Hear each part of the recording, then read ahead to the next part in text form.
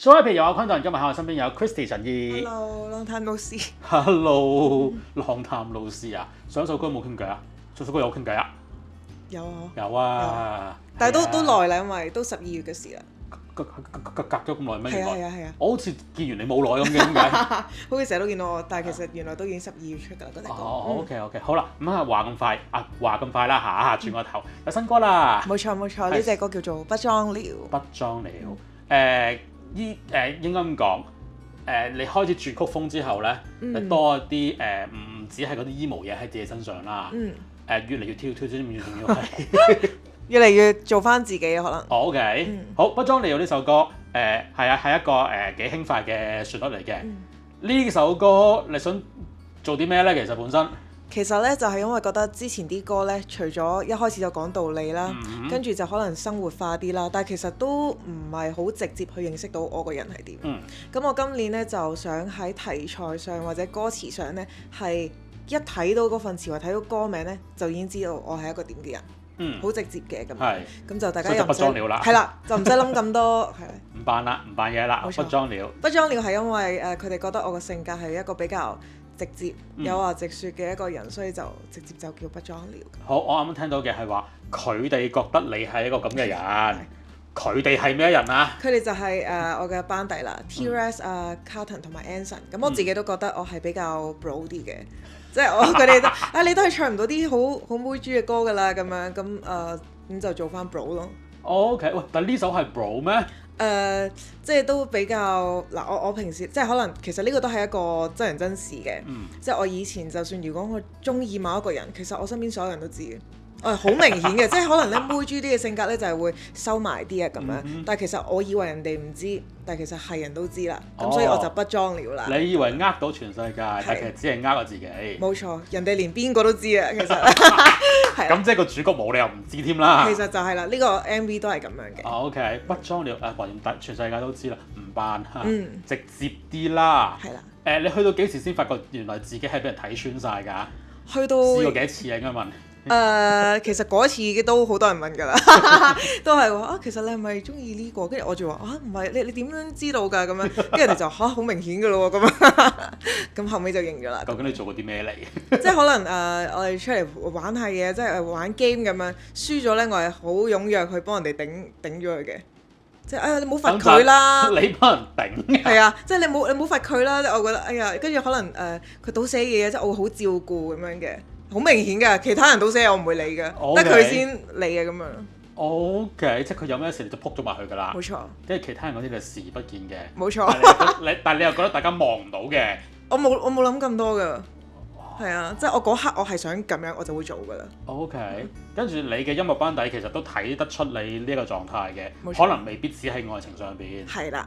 你仲有喺其他方面會係點㗎？其實我都係好容易人哋問我啲咩我就講晒㗎啦，即係我唔會諗嗰啲係咪秘密嚟嘅啫。我講我自己嗰啲人哋嗰啲我知道係秘密我就唔會講嘅，即係兩回事嚟嘅咁樣。係啦，咁所以佢哋就話不如就將呢一個性格試下攞出嚟啊，咁再加埋個 demo 覺得係情歌，咁就試下用感情方面去講呢一個性格出嚟㗎嘛。OK， 喂，但我聽嘅時候其實首歌有啲千禧年代嘅感覺嘅，係有心咁做啊，定係我會錯意咋？係有心咁做嘅，因為今年我想寫嘅3首歌啦，都會係一啲比較 loop 嘅嘢，因為我自己咧其實係好中意聽千禧年代嘅所謂嘅港式 K 歌，咁所以我就想做翻呢一類型嘅歌出嚟，就做得比較一聽就好易記得啊，甚至你可能唔小心聽完幾次出街都會哼翻出嚟嘅感覺咁樣。OK， 容易啲俾人記得嘅，容易啲上腦嘅，咁呢個係你嘅目標，即係呢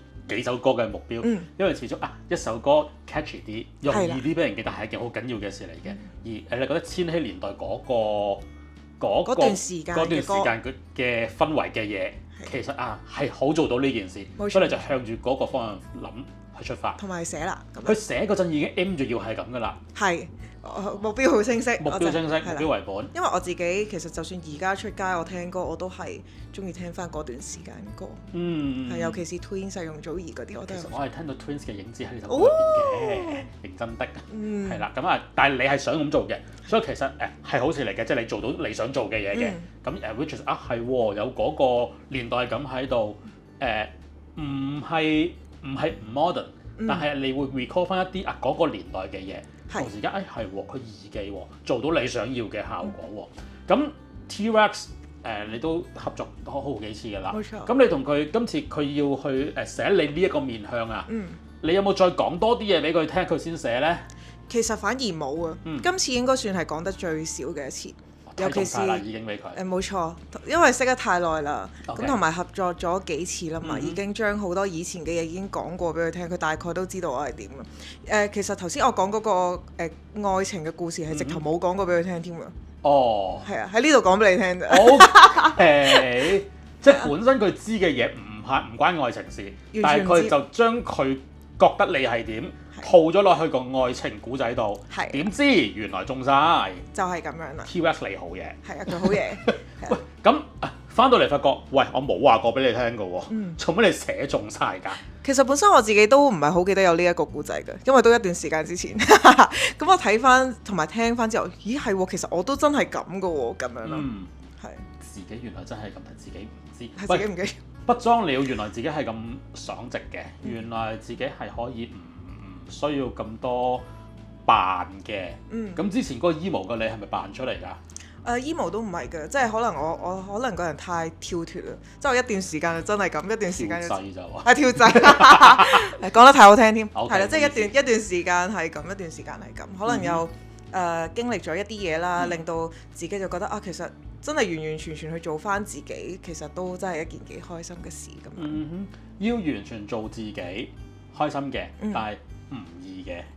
即係你要唔扮啊，有嗰句講嗰句啊，你估易啊，真係。係嘅。你點樣去面對自己話想要做自己多啲呢？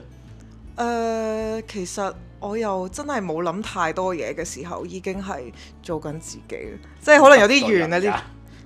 咁當然都要圓滑啲嘅，但係個意思係即係唔係扮出嚟咯，即係可能我唔會去話我本身係好唔好嘅，我特登要去作一個大話出嚟去掩飾嗰隻扮，而係我本身我真係想咁樣嘅，咁我就會講我想咁，係因為我為一件事好咁樣，即係可能會咁樣表達咯。即係以前我係唔識表達自己嘅，即係我直頭可能就算知道咁樣先係對件事好，我都唔夠膽講嗰啲嚟嘅。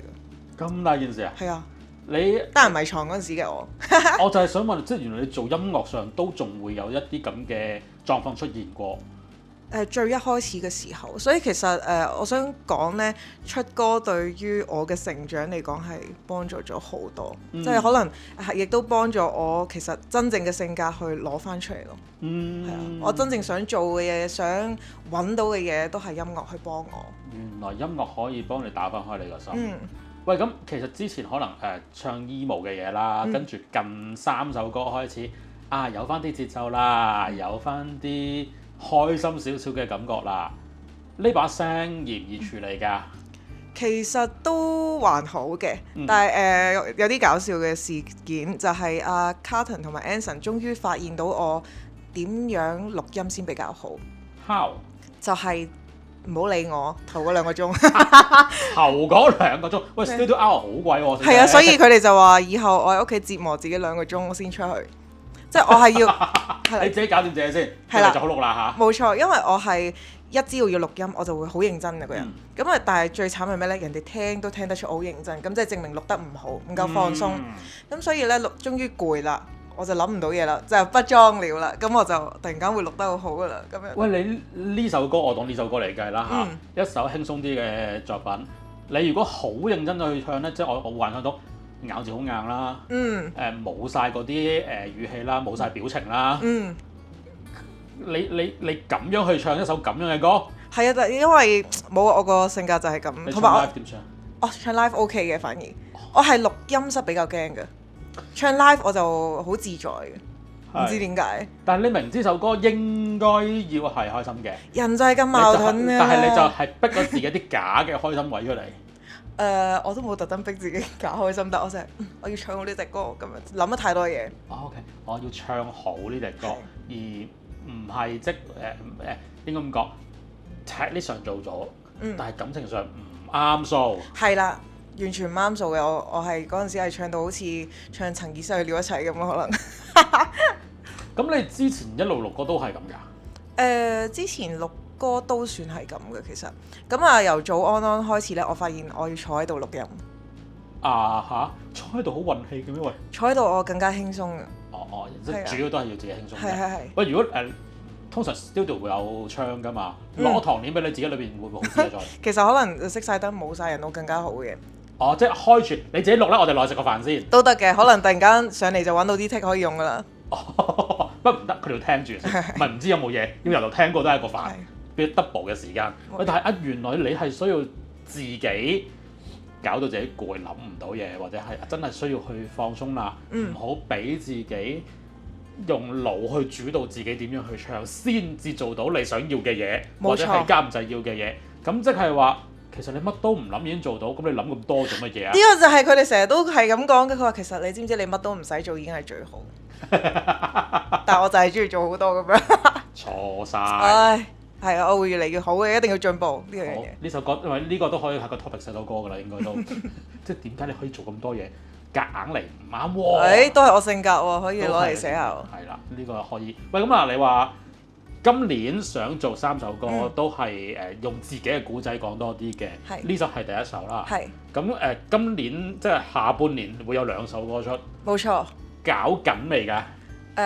下一首歌 T-Rex 已經諗好埋歌名㗎啦。我未作曲不過。咩啊？即係調翻轉。咩話？